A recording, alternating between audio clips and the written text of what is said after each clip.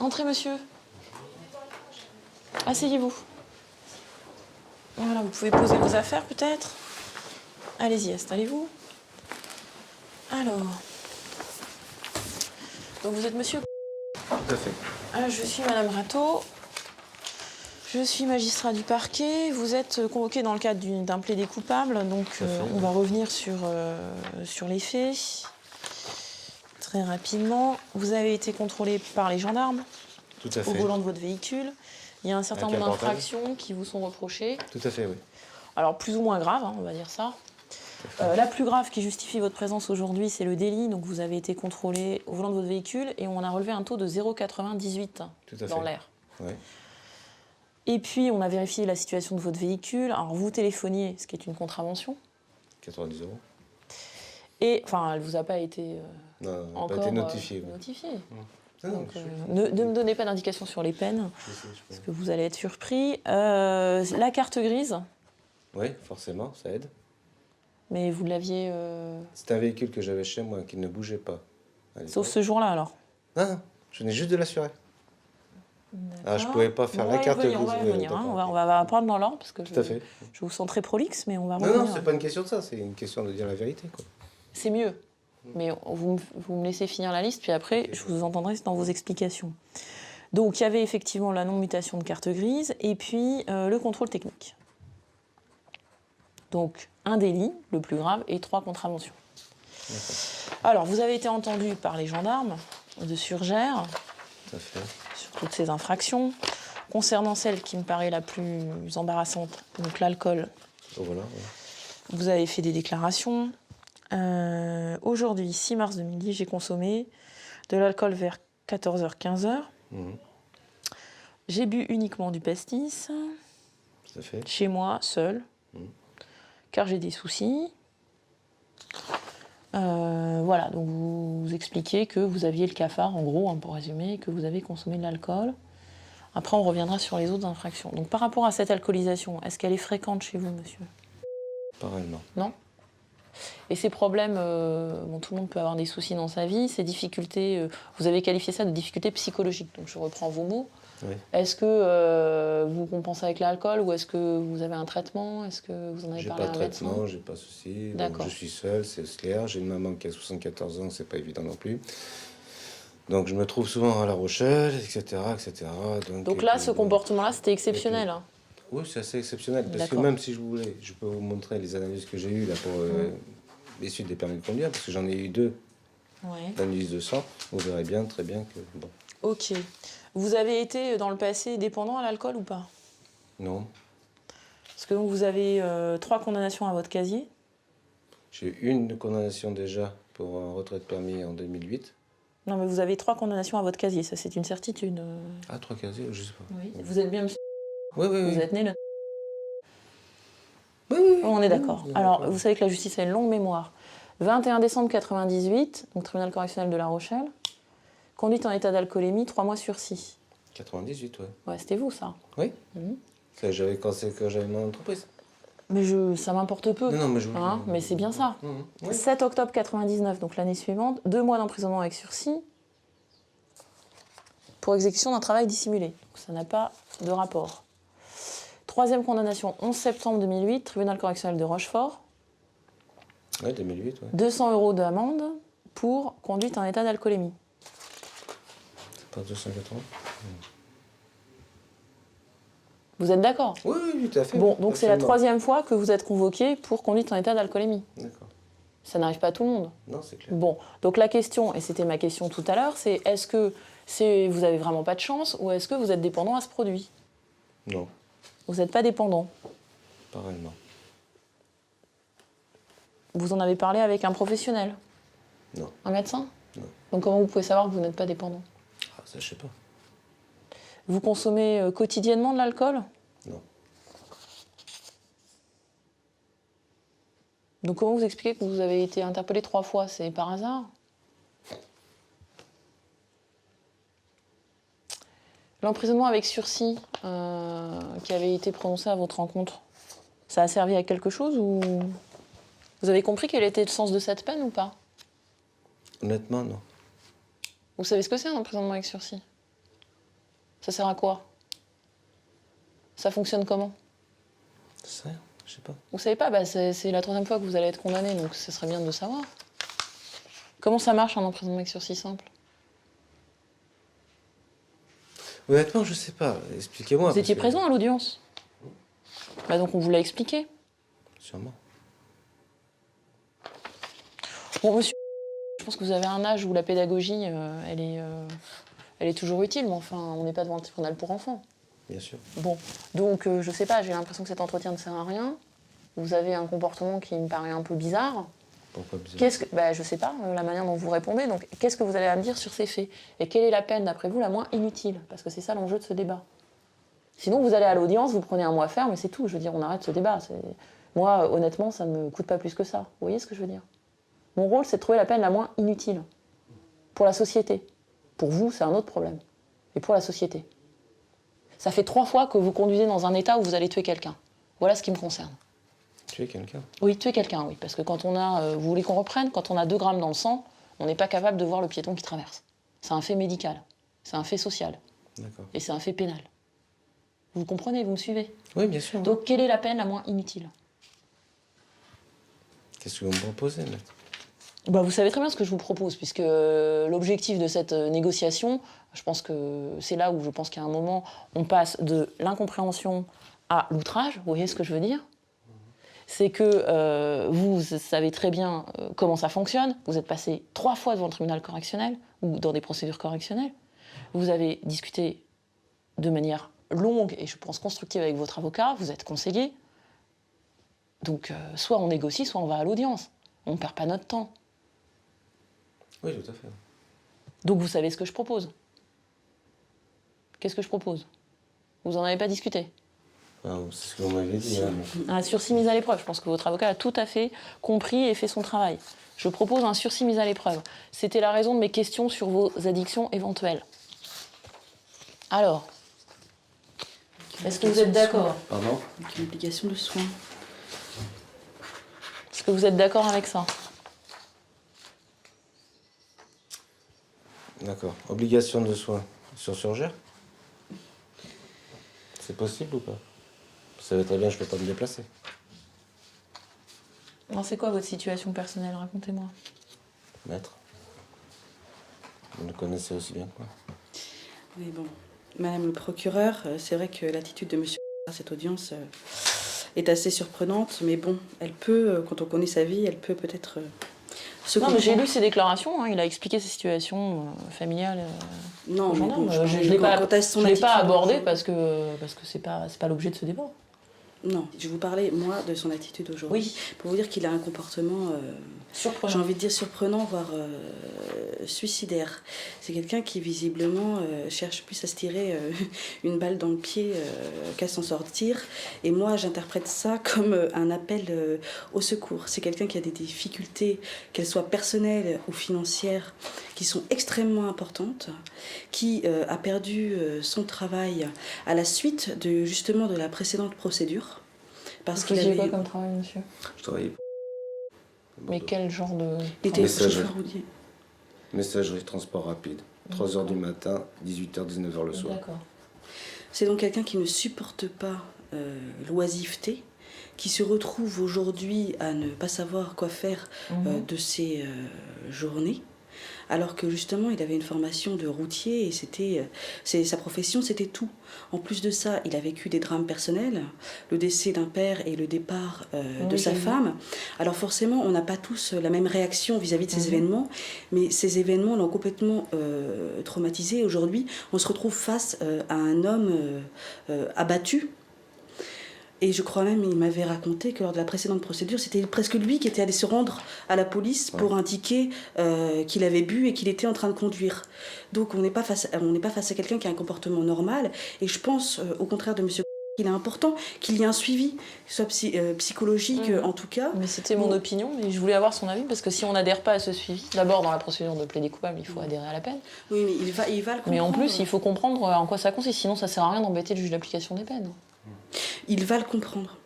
Le suivi et l'obligation de soins me paraissent très très importants. Moi, le problème qui me posait, c'était le problème de l'interdiction de repasser le permis pendant 9 mois. Parce que vous avez donc l'annulation du permis, j'ai bien compris, elle est automatique. Ceci étant, le fait de ne pas pouvoir passer son permis pendant 9 mois, ça c'est vraiment dramatique quand on est dans la situation de monsieur. Puisque sans travail, il ne pourra jamais s'en sortir. Et là où il habite sans permis, il ne pourra jamais retrouver un travail. Donc c'est un peu c'est un cercle vicieux, et donc il faut absolument que cette peine d'interdiction de repasser le permis soit réduite. D'accord. Parce qu'aujourd'hui, il a des saisies, il est menacé d'expulsion. C'est quelqu'un qui va se retrouver à la rue du jour au lendemain et qui, visiblement, vu son comportement, va pas pouvoir s'en sortir de lui-même. Et la société, vous parliez de la société, son intérêt, c'est pas de mettre les gens à la rue. Donc c'est très très important que cette peine-là soit réduite. Ok, bon, on va parler des peines dans l'ordre. Parce qu'effectivement, si le rôle de la société n'est pas de s'enfoncer la tête dans l'eau, il y a un minimum de respect que vous avez à devoir à la société. Et dans vos propos, j'ai eu du mal à comprendre si c'était de la provocation. Mais je vous parlais de tribunal pour enfants parce que j'ai l'habitude de recevoir des adolescents, mais vous ne l'êtes pas. C'est le moins qu'on puisse dire. Si c'était de l'inconscience ou si c'était une tendance suicidaire, comme le dit votre avocat. Bon, donc maintenant, vous comprenez les choses. Je suis d'accord avec elle, un suicidaire, oui. Parce que oui, d'accord, monsieur, mais le suicide est un droit. Oui, bien sûr. Hein, mais là, vous avez des obligations. Donc là, il ne s'agit pas de savoir si vous allez mal. C'est un problème. Si je vous posais ces questions, c'est pourquoi vous avez commis ces délits. C'est mon seul rôle, c'est de comprendre pourquoi vous avez commis ces délits pour éviter qu'ils recommencent ces délits. Donc après que les causes, ce soient des difficultés financières, familiales, psychologiques, je l'entends et on en prend compte. Sinon, on ne serait pas là. Par contre, le minimum qu'on puisse demander aux prévenus, c'est non seulement d'entendre, de respecter la justice, mais de collaborer avec elle. Sinon, ce n'est pas la peine d'être en plaidé coupable. Vous voyez ce que je veux dire? Et là, dans vos propos, au mieux, je voyais de l'ironie, au pire, de la provocation. Ah non, absolument pas. Bon, donc je pense qu'on est sur de meilleures bases. Alors moi, je pense qu'effectivement, c'est nécessaire la mise à l'épreuve. Si vous en êtes d'accord, votre avocat vient de le plaider, on reste au moins sur la peine principale, sur cette peine de 2 mois d'emprisonnement avec un sursis mis à l'épreuve, une obligation de soins. Ce sera au juge de déterminer si vous la respectez et au médecin de savoir ce dont vous avez besoin, ce qui ne regarde pas la justice, ce qui vous regarde vous et vos médecins. D'accord ? Après, savoir si vous avez exécuté ça chez un médecin, un surgère ou ailleurs, ça ne concerne pas la justice. On vous demandera de justifier. Je pense que pour le moins, vous en avez besoin, y compris d'un examen psychologique. Et je le demanderai au juge d'application des peines. Ça, c'est le premier point. Le deuxième, c'est le permis. Concrètement, depuis votre interpellation, il a été suspendu une nouvelle fois ou invalidé? Je ne sais pas, il me restait 6 points, donc je suppose qu'il est invalidé. Sur le plan administratif, oui. Mais est-ce qu'on vous a notifié une nouvelle suspension? Est-ce que vous l'avez avec vous ou est-ce qu'on vous l'a retiré déjà ce permis? Ah bon, on me l'a retiré.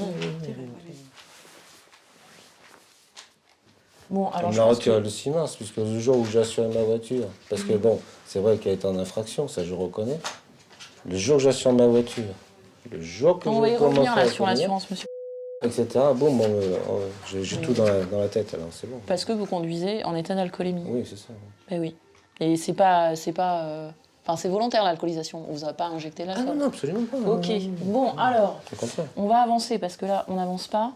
Sur l'annulation du permis de conduire, je ne vois pas comment ne pas demander d'annulation. Par contre, effectivement, on peut réduire la période. Donc, ce que je propose, c'est de constater l'annulation et de vous interdire de le repasser pour une durée de 6 mois. Est-ce que c'est acceptable ou pas?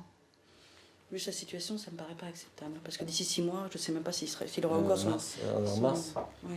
Oui, mais je vais pas s'il aura encore... Mais vous avez une promesse d'embauche ou pas? Parce que... Non, j'ai pas de promesse d'embauche. Vous justifiez de recherche de travail?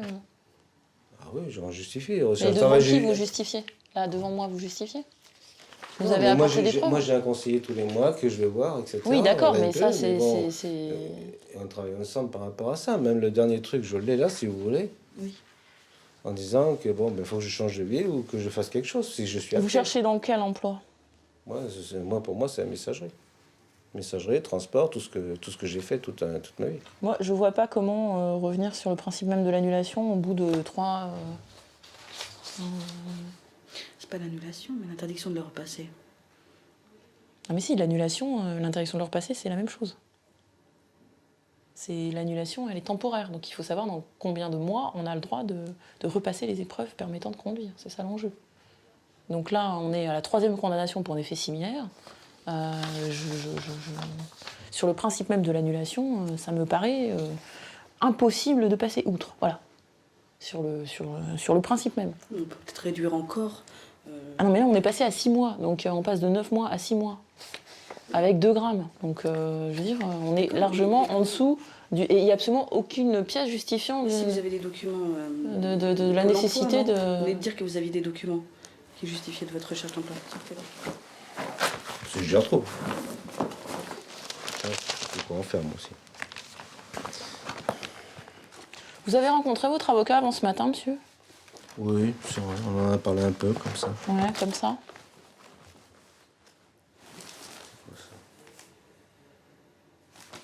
Vous dites que vous avez dit aux gendarmes que vous avez fait le stage. Oui, tout à fait. Vous l'avez fait quand? Je vais vous dire ça. Je crois que monsieur le délégué du procureur a dû le recevoir, non? Non, mais c'est pas à vous de me demander de vérifier quand même. Je veux dire, c'est pas moi qui ai perdu mon permis, monsieur.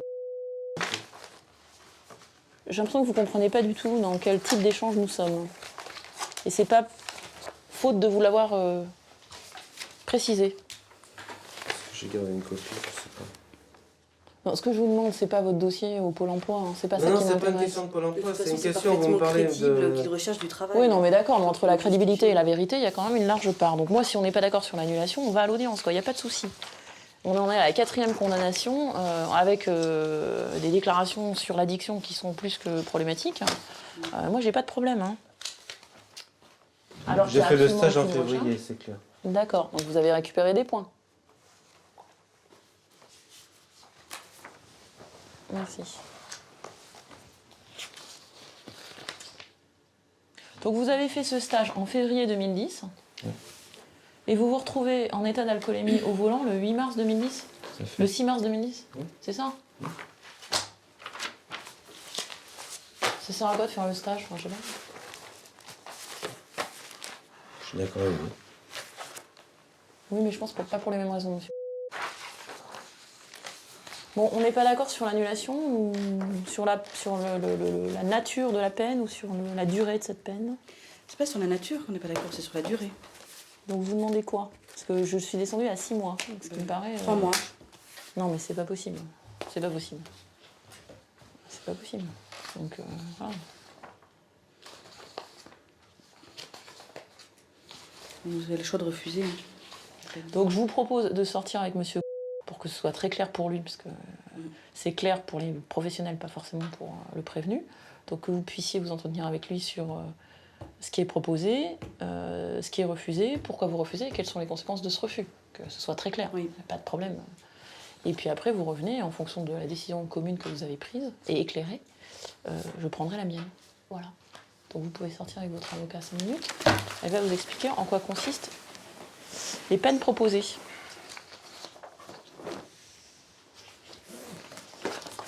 Merci.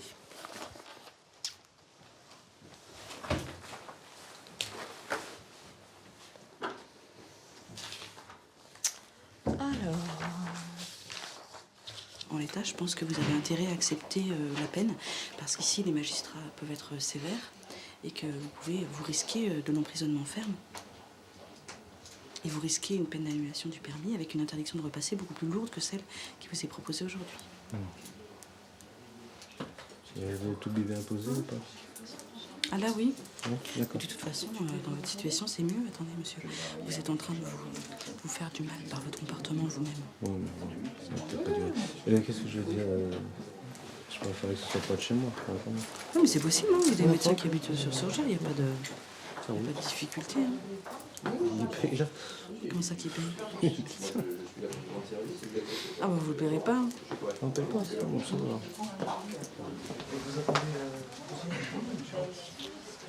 va. Installez-vous. Donc dites-moi où nous en sommes. Monsieur. Il va accepter. Il va accepter. Vous allez accepter. Je peux poser une question plutôt qu'à de l'annulation. Non. Bon, Posez votre question, monsieur. Posez votre question. Posez votre question. Plutôt que de perdre complètement mon permis, pourquoi vous ne m'interdisez pas juste de repasser mon code éventuellement? Après avoir fait mon truc psychologique. Je pose une question. Hein, la loi permet seulement 2 peines complémentaires. La suspension et l'annulation avec interdiction de le repasser. Voilà. La suspension, vous remettez votre permis pendant un certain délai. Vous l'avez déjà soumis d'ailleurs. Oui. Et l'annulation, c'est une annulation au sens juridique du terme, mais ce n'est pas une vraie annulation au sens où vous l'entendez. C'est-à-dire qu'on vous interdit de conduire, et en plus vous repassez certaines épreuves. D'accord. Et que l'enjeu, c'est de savoir dans combien de temps vous pouvez repasser ces épreuves. Mais vous ne repassez pas l'intégralité des épreuves pratiques et théoriques. Okay. Est-ce que j'ai répondu à votre question ? Oui, très bien. Donc, sur l'emprisonnement avec mise à l'épreuve, on était d'accord. Sur l'annulation du permis de conduire. Donc, pour une durée de 6 mois. S'agissant des contraventions, puisque vous aviez évoqué ça au début de cette audience, donc vous avez été verbalisé pour 3 contraventions différentes. Le portable, l'absence d'immatriculation, enfin de la C4, de mutation de carte grise, oui. Et également le contrôle technique. Alors, où est ce véhicule ? Il est chez moi. Est-ce qu'il a été régularisé ? Au moins par rapport... On peut pas. Moi, je fais comment ? Je connais personne. Qui est-ce qui va conduire ? Qui est-ce qui va l'emmener ? Qu'est-ce qui va faire ceci ? Qu'est-ce qui va faire cela ? Non, mais votre mutation de carte grise, vous n'avez pas besoin de savoir conduire pour faire muter la carte grise ? La carte grise, elle est rayée, elle est à mon nom derrière. Non, vous n'avez pas fait la mutation de carte grise. Qu'est-ce que vous entendez par mutation ? Aller à la préfecture et faire la mutation de carte grise, comme c'est obligatoire pour tous les citoyens. D'accord, donc il faut passer un contrôle technique ? Non, pas forcément. Là, c'est la cession du véhicule. C'est une autre contravention, le contrôle technique. Bon, écoutez, je ne vais pas vous apprendre ce que c'est le code de la route. Alors, il y a 3 contraventions.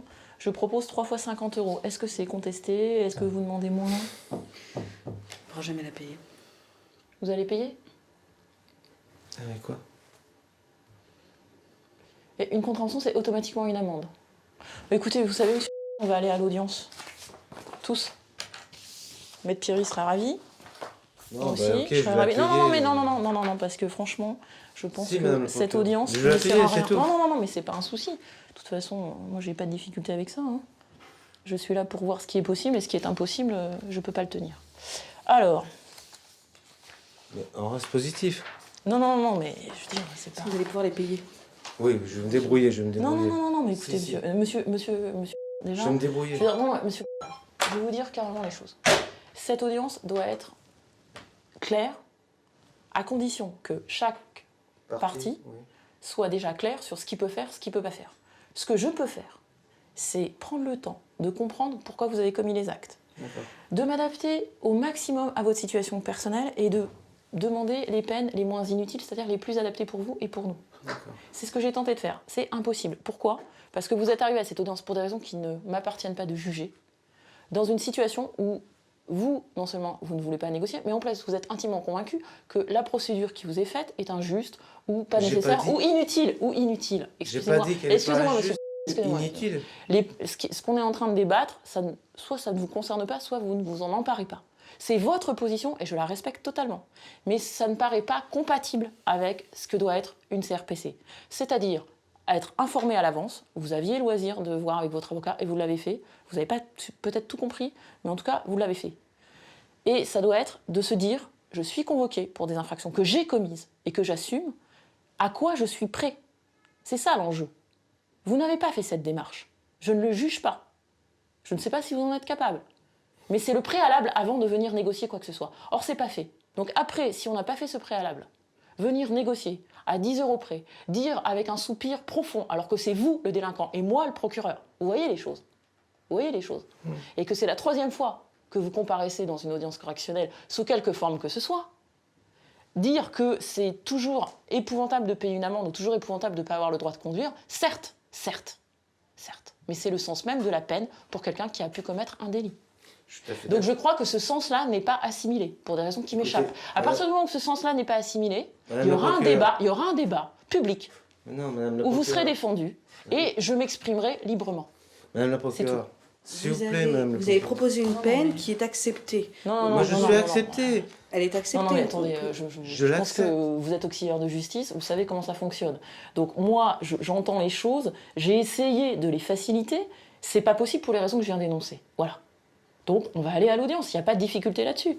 Moi, c'est la procédure normale, l'audience. Hein. Elle n'est pas préjudiciable au prévenu, pas du tout. Par contre, le débat se passe dans d'autres conditions. Et je pense que les conditions symboliques de l'audience, c'est-à-dire en public et de manière significative, avec une prise de parole qui n'est pas confuse comme ici, mais qui est bien distinguée, sera peut-être plus utile à la compréhension de M. Voilà.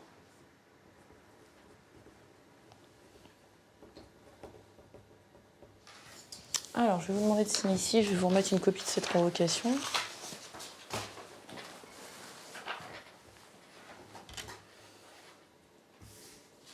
Donc vous allez être convoqué pour des faits, enfin pour les mêmes faits, puisque bien évidemment, il n'y a rien de changé, mais à l'audience du tribunal correctionnel qui traite uniquement du contentieux routier. Et quand ça ? Le 20 avril 2010 à 9h. Je vais vous en remettre copie, comme la loi me l'impose. Merci beaucoup.